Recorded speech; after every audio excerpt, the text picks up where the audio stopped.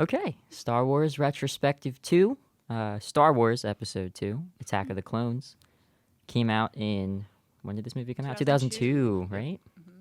What are our thoughts? A lot. It's a lot. Yeah, it is a lot. There's certainly, I think we talked about with Phantom Menace. There's not a lot going on in Phantom Menace, Right. and you certainly feel that at times in Attack of the Clones, where just nothing is happening, or maybe more accurately, we're focusing on areas where nothing is happening, Right. where things are happening, we're just not seeing them. Mm-hmm. But it does feel less slow, I would say, than Phantom Menace. Yeah, it That's moves fair. a little more, I Because of think. the editing. Yeah. Definitely. Editing and Yeah. such. Mm. The Camino has a lot going on. We get to really see the clones born in this movie, Oh, yeah. right? Which is interesting. Definitely. I think we all agree that anything with Obi-Wan in this movie is pretty good, pretty solid stuff. Absolutely. Yeah. Yes. It's the best stuff. I'm trying to think of other pros. It's I hard have a to. couple written down, if you'll allow me to consult my 5 pages of notes. What I really genuinely liked about the movie was how the Force is applied through different people. Like, Obi-Wan's very conservative with it, uses it for battle or protecting themselves, whereas, like, Yoda really likes his flips. Yeah. But then you see, like, Anakin is just doing really little things. I don't even know if it's like to show his prowess, but it's like definitely to impress Padme. But he's Yeah. a lot more free with it. And if it's like maybe a matter of like how strong he is in the Force, but yeah, I genuinely thought it was interesting how like each person has their own style of using the Force. Yeah. Yeah, even Dooku. Yes, definitely. Doing some lightning and Yoda in that wonderful final battle he has with Dooku. He's catching the Force lightning and then pushing it back out. Yeah. That's a new thing. Obi-Wan catches it in his saber. Yeah, That was yeah. interesting. Which is very cool. Yeah. Yeah. But other than that, yeah, I don't. It's so hard. We sort of talked about with Phantom Menace, whether that's always ranked at people's bottom of the list, and I think that recently Attack of the Clones has started to trickle down, and now it sometimes feels like 50-50 whether your least favorite Star Wars movie of the prequels is Phantom Menace or Attack of the Clones. I feel like it could be tied for release. Yeah. Because Yeah. Revenge of the Sith is pretty standard, like Yeah. middle ground. Yeah. Yeah. But yeah, the first two are. I think for me though, there are more redeeming things in Attack of the Clones I than completely agree. there are in Yep. Phantom Menace. Yes. Like I mentioned earlier, I really like the Camino scene. I think that whole sequence is really cool. That fight in the rain. They're doing a lot of things behind the scenes, and you can tell that there are advancements in 2002, like Yeah. on Oh, a yeah. technical side of things. And I think like the ILM team did a really good job with the effects of the movie for what they had in 2002. I mean, granted, all of that looks super dated today, and even probably back then the CGI looked really overdone. Yeah. But I still think for what it was, I mean, there's not a single clone trooper like actual costume in the movie. They're all CG, right? Yes. And I think for yeah. the most part, they did a decent job. I would agree. Yeah. Yeah, That's especially- something I did notice that that a lot of the like CG ideas come through a lot better than like the very obvious like green screen background parts of it. But yeah, Right. the CG is not that bad. Like Yeah. it's genuinely pretty standard. Yeah. I agree. Getting into more of the plot of the movie, I've seen arguments kind of recently that like Obi-Wan is not the best mentor to Anakin, kind of reprimanding him in public in that first couple scenes of the movie when they're first seeing Padme for the first time in how many years has it been? It's been 10, right? Yeah, Since since- they've all seen each other. Yeah. And Anakin's kind of asking like, why aren't we trying to find this assassin? And Obi-Wan's telling him, to know his place, right? And people say that that's kind of like one of those first inklings that maybe Obi-Wan wasn't the best mentor to Anakin. Yeah, I would disagree that like that goes all on Obi-Wan. Okay. Yeah. I think that Anakin in this movie is incredibly difficult to deal with with Yes. anybody that comes into contact with him, and I think that's I don't think it's the fault of any one person. I think it's partially the writing and partially Hayden's performance of the writing. It's very hard to elevate Yeah. like what he had. That's true. And the way he plays it is very like brash and And then part of it is Anakin's character, and you have to like, with what they were trying to do with the prequels, is they do want to shadow that darkness and the hot-headedness and the impulsiveness, but it doesn't work when you don't have a strong script. So No, That's true. No, Yeah. and it feels like these prequels, if you want to like really be able to look back on the original trilogy and like feel Anakin's redemption at the end, you should be able to like Anakin Yes. in the prequel movies. And Yeah. from the get-go, I mean, I haven't seen Phantom Menace in a while, but from the get-go in Attack of the Clones, like, I don't think Obi-Wan was reprimanding him for kind of speaking out like against orders. It was more like he was very personally invested in Padme, and Yeah. and Obi-Wan was like, maybe Don't be. don't do that if you're Right. trying to be a Jedi. yeah, That's a good point. But yeah, Anakin is really arrogant. Like, they shouldn't have told him that he was so strong with the Force so young, because it just immediately goes to his head. And yeah, there are a couple scenes in there where I was like, I don't even care about Anakin. right. Yeah, especially Obi-Wan as a mentor, who kind of like, what we learn about Obi-Wan is how strictly he adheres to the Jedi code. I think that it makes sense if he's trying to train a Jedi, especially somebody like Anakin, who's Right. prophesized to be the chosen That's one. true. Yeah. That he wants him to adhere to the code as much as possible, and we see so much of Anakin tapping into his emotions and Yeah. sort of having these like outbursts and stuff. So yeah, I think it's pretty consistent with Obi-Wan's character. I don't know that to me demonstrates that he's not a good mentor. Yeah. I think that, and we can get into this in Revenge of the Sith too, but I think that one of the big problems with the prequels is, and like you were saying about the redemption of Anakin, they want us to buy this relationship with Obi-Wan and Anakin, this Yes. very familial, like, close bond that Right. makes the fall from grace all the more impactful, and there's just nothing there with Yeah. with what they give us. I mean, our first introduction of Obi-Wan and Anakin in Phantom Menace, Obi-Wan doesn't even want to take him. Right. So that's what you get to start, and then he becomes Obi-Wan's Padawan because Qui-Gon dies in Phantom Menace, and so Attack of the Clones, you're supposed to see this partnership start to form, and there are bits in Revenge of the Sith, which we'll get to, but in this movie, like there's nothing really. Right. I mean, there's the chase scene in the beginning when Anakin steals somebody's speeder, just straight up jacks it. And, they have their little banter, and Obi-Wan's like, I hate when he does that. And it's like, cool, I wish I would have seen him do it before. Right, right. Like, Yeah. Or even in the elevator scene on their way up, and Anakin and Obi-Wan are talking about how they saved each other previously on other planets, and it's like, why didn't Yeah. we see that? Right? Yeah. And the amount of times that Anakin insists he's like my father, Oh, Right. yeah. and it's delivered just like that. Yeah. It's like, but where? Yeah. Like, I don't see it. Like, he saved you as a child, sure, but like I feel some care from Obi-Wan, but I don't know if that's a personal care or like because it's his Padawan. Like, Or Right. Ewan McGregor being a good actor. Yeah. he's the only one who believes what he's saying. Yeah. Yeah, He's the only one. it's interesting because it's a good collection of talent, It is. but oftentimes it really does feel like Obi-Wan, like Ewan's the only one that's elevating the material. yeah. Because he buys in. But yeah, Attack of the Clones sometimes feels like it's focusing on all the wrong things. Yeah. I really would love to talk about the editing in this movie. Okay. I think the editing is, I don't want to use the word atrocious because it's a very strong word, but a lot of the movie, and this is like typically how Star Wars movies get split up. There's like Luke, and then there's like Han and Leia, and there's always like 2 or 3 plots going on. Right. The 2 plots that we're following in Attack of the Clones is like Anakin and Padme, and then whatever Obi-Wan is doing, which is easily the more interesting story. 'Cause Yes. It's actually the plot of the movie. Yeah. And there are these horrendous, like, you can almost hear a director going, and cut, and then they hold for 2 more seconds, and then they go to the next, they screen wipe. And it's just like, there's no flow to the scenes. The score is almost non-existent in this Yeah. movie.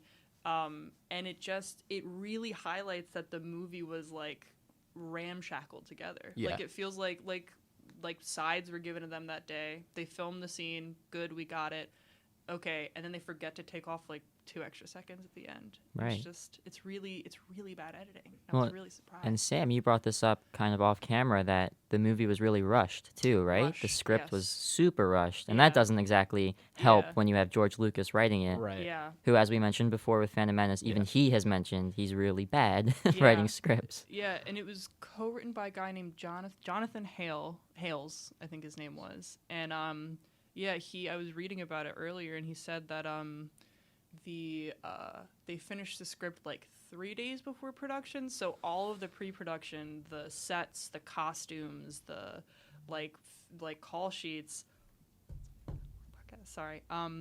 all of it was like last minute, probably like of the day stuff, and that one couldn't have helped the actors. Yes. And two, probably was horrific for the like after effects team. Yeah. Who had to go Right. in Yeah. and like make all those clones and then make the Jedi fight and stunts. Like there's so much into that like has to be pre-planned. And Right. if they're getting sides on the day, it's really bad.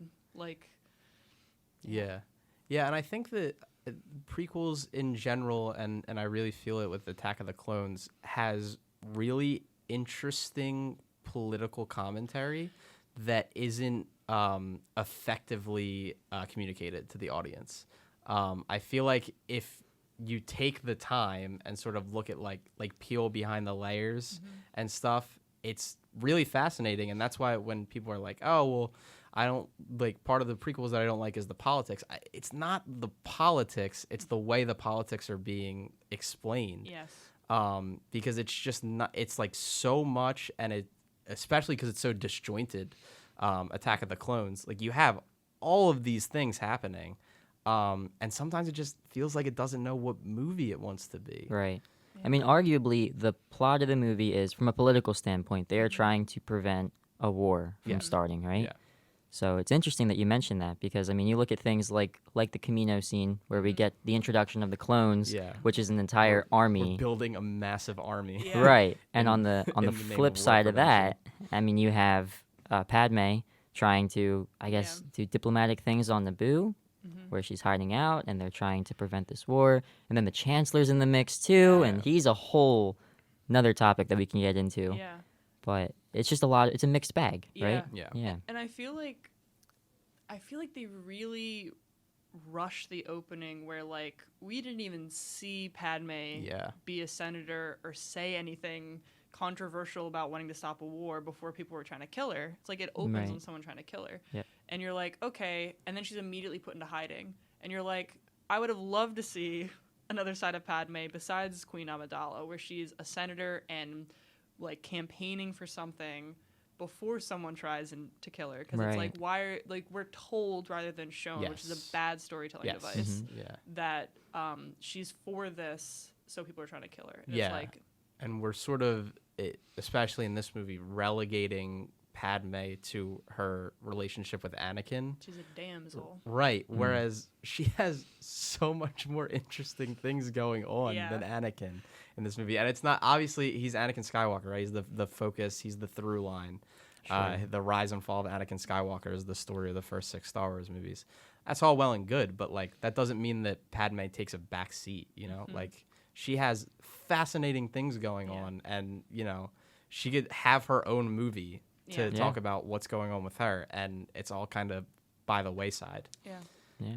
in favor of rolling around in the Naboo grass. Yeah, and arguably she has a not more important role than Anakin, but if she is to be, because we know like where this outcome fell in Revenge of the Sith, Yeah. like she has to be a political entity while she falls in love with someone who's eventually going to go bad, and she also is the catalyst for his fall, which is Right. what they tell us. Right.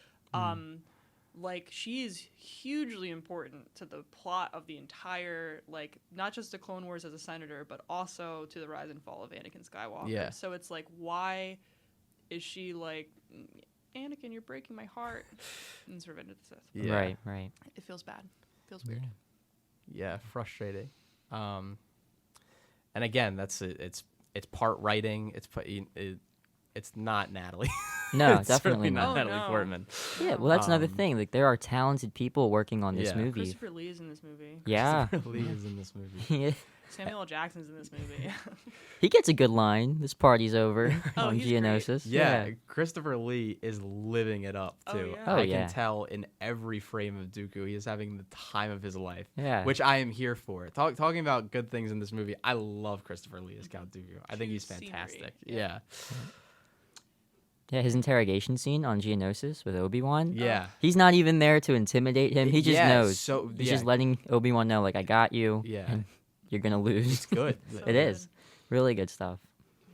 Yeah, But- that's what it and that's we sort of touched on it, but like the fight with Yoda, it's bad visually, I think, because Yoda's doing all these flips and CGI and stuff, and it's all there, but I also feel like it's really uncharacteristic. Like, I don't think if I'm imagining Yoda in a lightsaber battle, and this movie's the first time we see Yoda use a lightsaber. He doesn't use one in the original trilogy. So if we're seeing Yoda in a lightsaber battle and we know what we know about Yoda, I feel like his fighting style should be incredibly restrained, incredibly defensive, and we don't like get that. We get him jumping around and hitting, and Right. it's bright and it's there and it's a lot, but especially in a fight with somebody like Dooku, who carries himself in such a way where you would expect that to be like that fighting style too, like the restrained, like I can beat you with one hand behind my back. Sure. It feels like a fight that doesn't really speak to who the characters are. No, and you look at the first fight with Obi-Wan and Anakin, and that is a very kind of a slower fight, Right. right? More restrained. Dooku's very sure of himself, and then it almost feels like there's a totally different person fighting Yoda. Yeah, Like, yeah, the and- fight speeds up. And Yeah. Anakin and Obi-Wan's actions in that fight make sense. It makes sense for Anakin to go head first and Lose an arm. Yeah, Lose an arm, right. yeah. Yeah, and suffer because of it.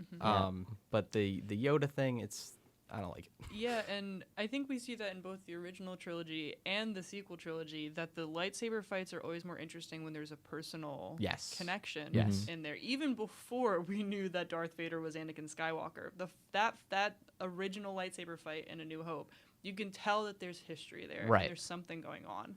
It's like it's the Jack Sparrow Will Turner sword fight in the first Pirates of the Yeah. Caribbean. Like there always has to be a personal connection there. So like Yoda flipping around fighting Dooku is flashy and cool, but like you said, there's no character to it. There's no substance there. There's Yeah. nothing for the audience to like go from other than just that was a cool fight. Right. Yeah. Sure. And upped choreography doesn't. It's not a placeholder for storytelling depth. Right, right. So every lightsaber battle in the original trilogy has weight, and every lightsaber battle in the sequel trilogy has weight. Yes. And I feel like, in most of the prequels, obviously we're just talking about Attack of the Clones here. There is a good lightsaber fight in Revenge of the Sith. Yes, a Yeah. very That, good lightsaber yes, fight. that marries storytelling depth with choreography, and like that's is what why it you want, works, yeah. right? Yeah. Instead of just big jumps and bright colors, and there's more color lightsabers now, and everybody, like when everybody drops down in Geonosis in this movie, it's like it's cool as an action figure diorama. No, definitely. But as far as storytelling, like the battle droids are faceless. Yeah. We don't get any sort of like initiation with the Jedi Right. in this movie to care enough about what's going on with them. So they're just kind of attacking robots with lightsabers. And again, like, looks cool, but outside of that, like, what does it do? Like, Yeah. and yeah, it's the first skirmish of the Clone Wars and everything, but still, it's like, Yeah. No, I do think that's a universal issue with these prequel films is that George Lucas and company were really trying to go for entertainment over Yeah. substance. Yeah. I mean, there are entertaining scenes in Attack of the Clones specifically. We mentioned Camino earlier, right. but on a surface level, I mean, how much substance is there to that scene? There's a little banter between Django and Obi-Wan, a little tension there, but it's still, it's not Yeah. amazing. It doesn't blow you away. Yeah, and again, always important to like keep in mind that they are movies for children, and kids, like if you're a kid in that in that movie theater watching that scene. It's awesome. Right. But watching other lightsaber battles that have storytelling depth is also cool because they're lightsaber battles. Yeah. They're automatically cool. So like, why not add depth and make it so your whole audience can enjoy it instead of just Yeah, I saw a review. It was on the iTunes page for this movie where it said cool stunts, romance may be boring for kids. And I went, I don't think that's what's going to be boring for kids. Yeah. Besides the fact that it's poorly written, it was probably boring for adults. Yes. Is that I mean, I don't want to talk about Jar Jar Binks too much because he's not a focus point in this movie at all. But the addition to characters like that, like Jar Jar was in there specifically to appeal to kids. Yeah. And then marry that with like the scene towards the end where Mace Windu, Obi-Wan, and Yoda are talking about like the state of the Sith, and that I'm just like, that's what kids are gonna be like bored by. Right. The marrying of the Clone Wars story and the rise of Darth Vader essentially is so distant from all the stuff that is supposed to appeal for kids. Yeah. Like, I don't know how kids could watch that movie and get anything from it. Right. I was 8 when I saw this movie. Right. And, like, yeah. And scenes like when Anakin finds out that his mother died, Right. Shmi, and he just savages a village Yeah. of Tusken Raiders, and you like, what are you supposed to feel there? Like, number one, kids aren't gonna like that. No. No. But moreover, like, yeah, we're supposed to see like Anakin tapping into the dark side, and that's great. But he just slaughters an entire village of beings in a universe where like we see all different alien races have people in both factions. Yes.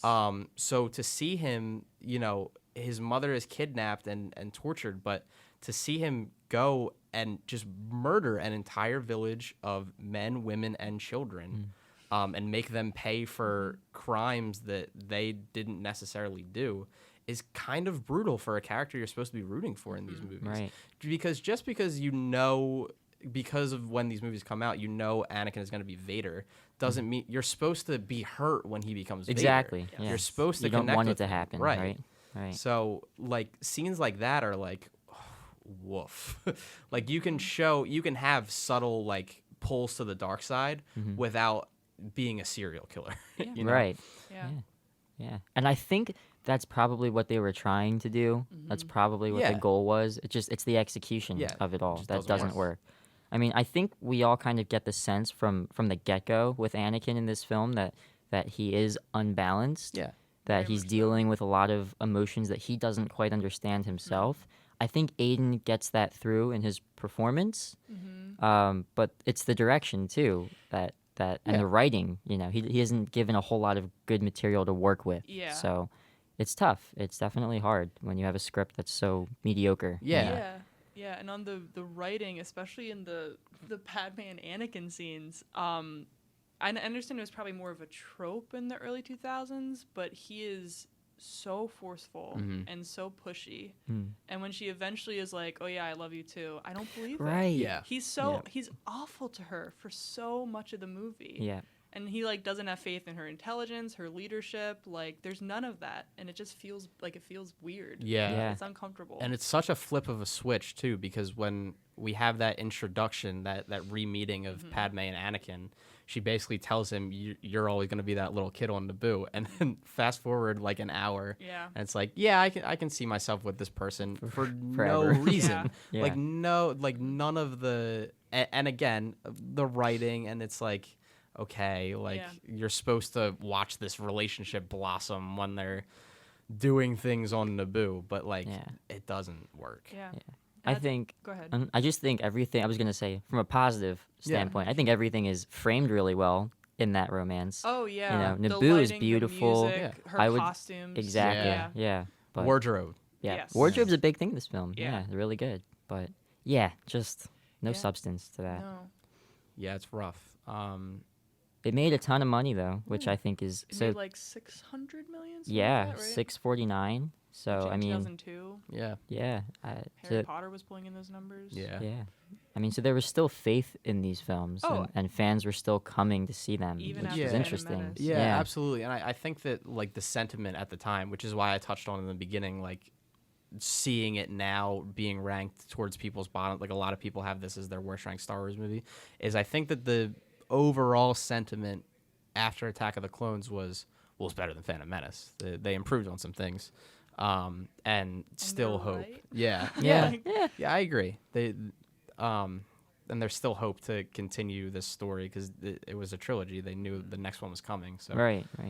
And and that's something I touched on in our first retrospective for Phantom Menace, that I do think that these prequel films get better as they go. yeah, You know, Absolutely. I agree.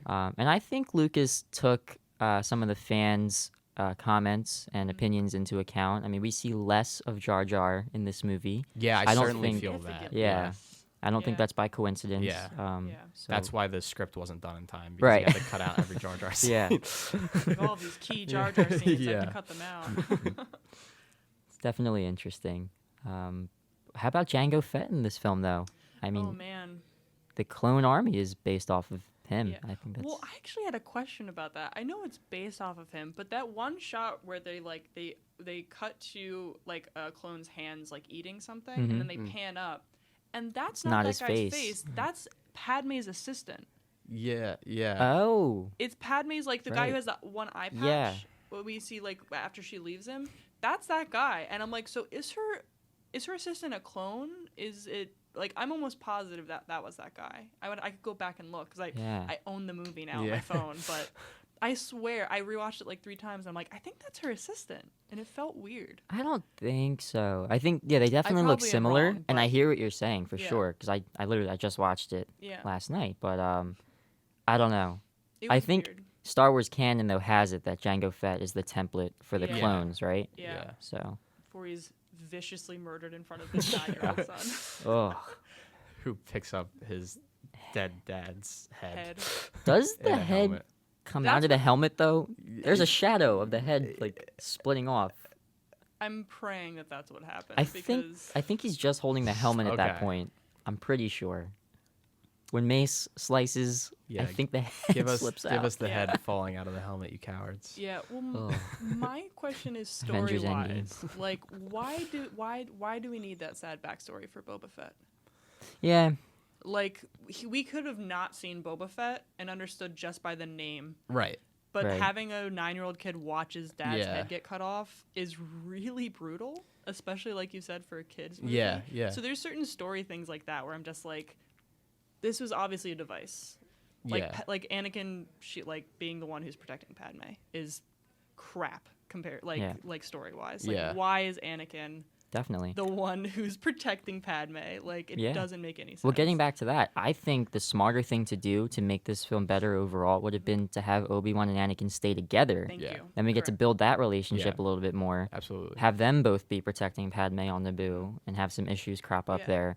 But it's that, and they do that with all 3 of these films. They're separated in all Yeah. of them. In the final scene of Phantom Menace, maybe Anakin could have been on the ground somehow, Yeah. helping with Obi-Wan and Qui-Gon. I don't know. It's just like we mentioned earlier. There's not enough of that relationship building between the 2 of them. We don't think they're brothers Yeah. at the end. You know. Yeah, and I think that fans sometimes have a tendency to fill in gaps with what Yeah. they want, and so like, if you're just looking at the Skywalker saga films, that relationship holds no depth in A New Hope, and then you plug in like Clone Wars and Right. other material, and it's like, oh yeah, here's where they were together, and they were this is where the relationship was built, but like just on its own, like people who are just watching these movies generally don't want to have to do the homework of watching seasons upon seasons of a television show to Right. build. Yeah. And it's not so impossible a task that they couldn't have built that relationship in this film.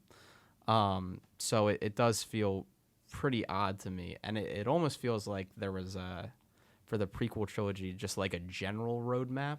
And like, this is where we start, this is where we're going to get, but not how we get there. Right. And I think that this film and overall the prequels in general really suffer because of it. Yeah, and I think this movie, in particular, just because it's the middle film, and with Star Wars associated, you think, well, this one's gonna be Yeah, the big one. Empire, Right. right? Right. I think this one suffers the most from like he knew where he wanted to start and he knew where he wanted to finish, And then along the way, I think he was like, well, what if we did this? I'm talking about George Lucas. Yeah. And no one told him, like, Yeah. no, it's not a good idea. Like, maybe we should stick to the story. Like, there's so many little things in there. Like, it is important to see Anakin Skywalker's mom, like, die. Mm-hmm. And sure, it's important to see him kill the Tusken Raiders. Sure. But, like, going back to Tatooine, seeing Beru and, like, why are all Yeah. this stuff? Like, it's just like, remember the Star Wars Exactly, original movies? yeah. It's like, I do actually. This is part of that. I understand.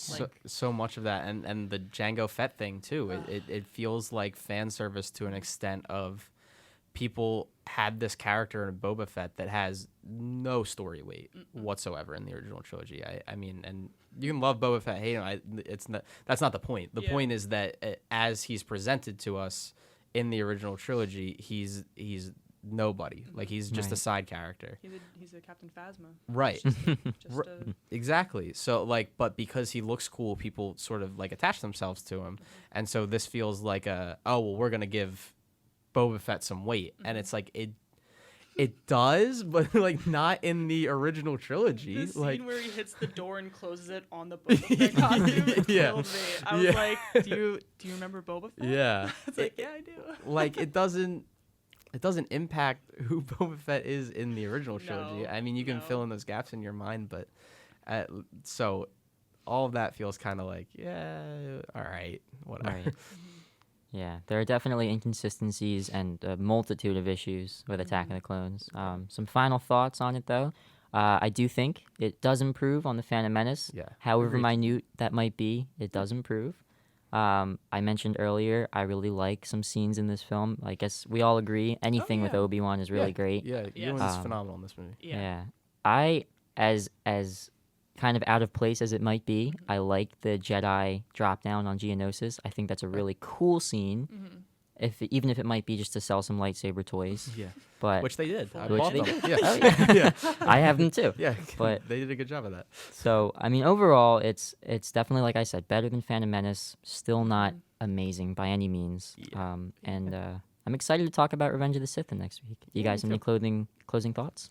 Yeah. Similarly, Ewan's great, and I think that people were sort of starting to buy into what George was doing a little bit, and so it's definitely stronger in that sense.